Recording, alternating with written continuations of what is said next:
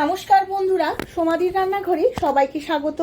আশা করছি আপনারা সবাই খুব ভালো আছেন।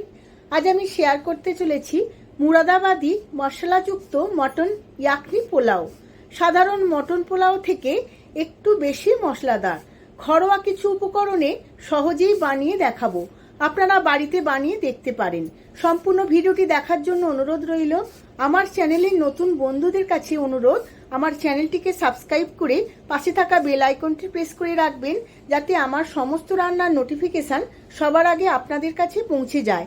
আর ফেসবুক বন্ধুদের কাছে অনুরোধ, পেজটিকে ফলো করার জন্য। চলুন দেখে নেওয়া যাক রেসিপিটি। মটন ইয়াকনি পোলাওর জন্য আমি এখানে 500 গ্রাম মটন নিয়ে নিয়েছি। এখন কুকারে দিয়ে দিয়েছি সেদ্ধ করার জন্য। এর মধ্যে দিয়ে দেব বড় সাইজের পেঁয়াজ একটা কুচো করে কাটা, আর দেব 1 চামচ রসুন বাটা, 1 চামচ আদা বাটা, 1 চামচ কাঁচা লঙ্কা বাটা, আর দেব স্বাদ মতো নুন, আর 1 লিটারের মতো জল। এবার ঢাকনা দিয়ে 10 মিনিট সেদ্ধ করে নেব, মানে 50% মটনটা সেদ্ধ করে নেব। মটনটা সেদ্ধ হতে হতে একটা স্পেশাল মশলা বানিয়ে নেব। তার মধ্যে নিয়ে নিয়েছি 1 চামচ জিরে, 1 চামচ গোলমরিচ, 1.5 চামচ মৌরি, 2 ইঞ্চি দারচিনি, 1/2 চামচ লবঙ্গ, একটা বড় এলাচ, 4টি ছোট এলাচ, একটি জয়িত্রী ফুল, আর 1/2 জায়ফল। এই সমস্ত মশলাগুলো একটা মিক্সিং জারে নিয়ে নেব। এবার চাপা দিয়ে মিহি করে গুঁড়িয়ে নেব।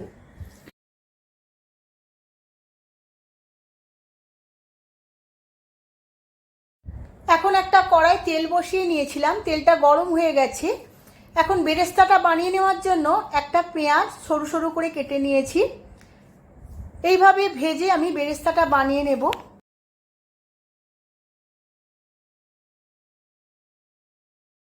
পেঁয়াজটা বাদামি করে ভেজে নিয়েছি, বেরেস্তাটা আমার রেডি হয়ে গেছে। এবার তেল ঝেড়ে তুলে নেব। অন্যদিকে দেখে নেব মটনটা আমার 50% সেদ্ধ হয়ে গেছে। এবার ইয়াকনি থেকে মটনটা সেপারেট করে নেব। এইভাবে ছাঁকনিতে করে তুলে একটা অন্য পাত্রে রেখে দিলাম। এদিকে ইয়াকনিটা রেখে দেব, অন্য কাজে লাগাবো আমি। মেন রেসিপিতে চলে যাব। পেঁয়াজ বেরেস্তার তেলের মধ্যে দিয়ে দেব কিছু ফোড়ন।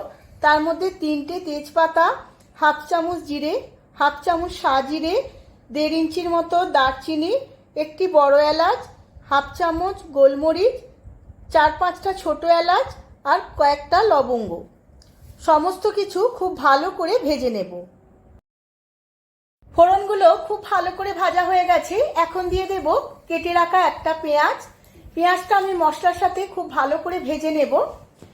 এই রেসিপিতে আমি পেঁয়াজটা একটু বেশি ব্যবহার করেছি, 3 রকমভাবে ব্যবহার করেছি, আপনারা দেখলেই বুঝতে পারবেন।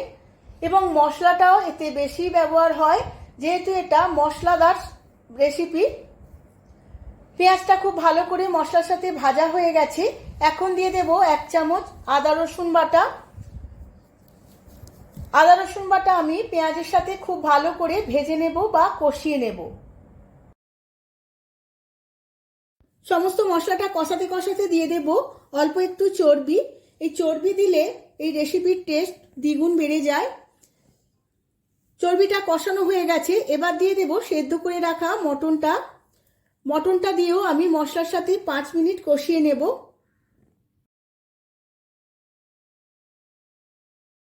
সমস্ত মশলার সাথে মটনটা খুব ভালো করে 5 মিনিট কষিয়ে নিয়েছি। তেলটাও ছেড়ে গেছে।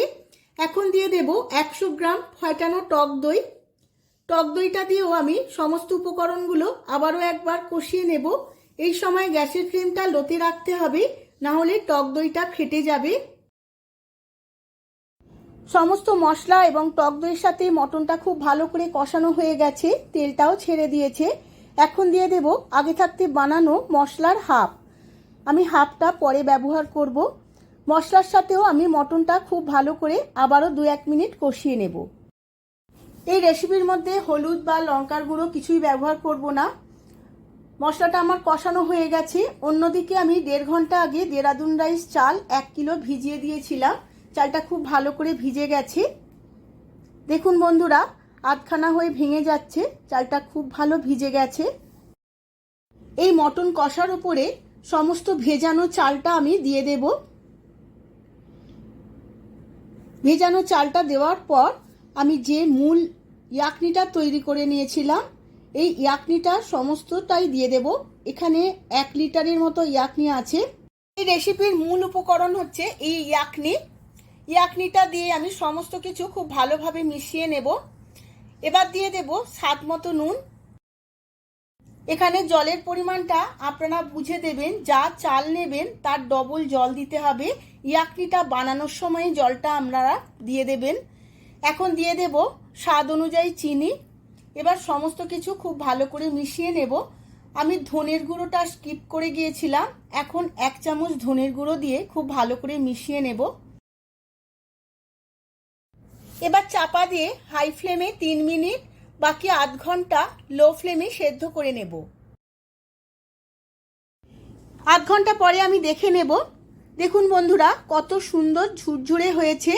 জলটাও একদম শুকিয়ে গেছে, চালটাও বেশ ভালো সেদ্ধ হয়ে গেছে। এবার ওপর থেকে দিয়ে দেব বাকি মশলাটা যেটা আমি বানিয়ে নিয়েছিলাম। আর দিয়ে দেব বানিয়ে নেওয়া বেরেস্তা। আর দেব 1 মুঠো কুচনো ধনেপাতা। দেব 4-6টা কাঁচা লঙ্কা চেরা। এবার এর মধ্যে দিয়ে দেব 2 চামচ দেশি ঘি। এবার চাপা দিয়ে সেট হতে দেব আরো 5 মিনিট লো ফ্লেমে। 5 মিনিট পরে দেখে নেব। দেখুন বন্ধুরা, কত সুন্দর ঝুরঝুরে হয়েছে। আমার ইয়াকনি পোলাওটা একদম রেডি হয়ে গেছে। সার্ভ করে নেব। আমি সার্ভ করে নিয়েছি মুরাদাবাদি মশলাযুক্ত মটন ইয়াকনি পোলাও। ওহ, কি দারুণ দেখতে লাগছে। আর খেতে বন্ধুরা, টেস্টের দিক থেকে কোনো কথা হবে না, জাস্ট ইয়াম্মি। কি বন্ধুরা, আমার মতো করে বাড়িতে একবার বানাবেন নাকি? চটজলদি বানিয়ে ফেলুন। আর কেমন হয়েছে আমাকে কমেন্ট বক্সে কমেন্ট করে জানাতে কিন্তু ভুলবেন না।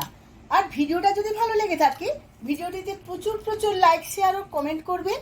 আজ তাহলে আসি, আবার দেখা হবে পরবর্তী ভিডিওতে আরো নতুন অনেক রেসিপি নিয়ে। ধন্যবাদ।